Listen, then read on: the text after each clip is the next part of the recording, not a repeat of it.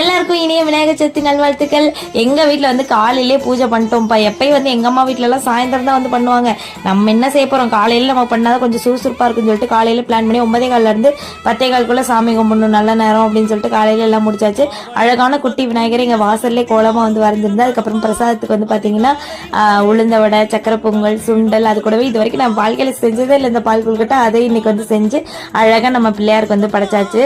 சாமியெல்லாம் கும்பிட்டதுக்கு அப்புறமா இங்க ஒரு மேடம் வந்துட்டு டெடி பேருக்கு திண்ணூர் வைங்கன்னு சொல்லிட்டு தூக்கிட்டு வராங்க. அவங்களுக்கு எல்லாம் திண்ணூர் வச்சதுக்கு அப்புறமா சாமிக்கு படையல் போட்டு 2 நிமிஷம் ஆகல, அதுக்குள்ளே வந்து 2 பேர் வந்து அதை ஆட்டையை போட்டு உட்காந்து கதை பேசி சாப்பிட்டுட்டு இருந்தாங்க. சரி ஓகே, குழந்தை தெய்வம் ஒன்று தானே அப்படின்னு சொல்லிட்டு நாங்களும் வந்து சிறப்பாக சாமி கும்பிட்டாச்சு. உங்க வீட்டில் விநாயகர் சதுர்த்தி எப்படி போகுது? நீங்க சாமி கும்பிட்டீங்களா இல்லை ஈவினிங் தான் கும்பிட போறீங்களான்றதை கமெண்ட்டை சொல்லுங்க. எங்க வீட்டு அழகான குட்டி பிள்ளையார் எப்படி இருக்காருன்றதை மறக்காம கமெண்ட்ல வந்து சொல்லுங்க.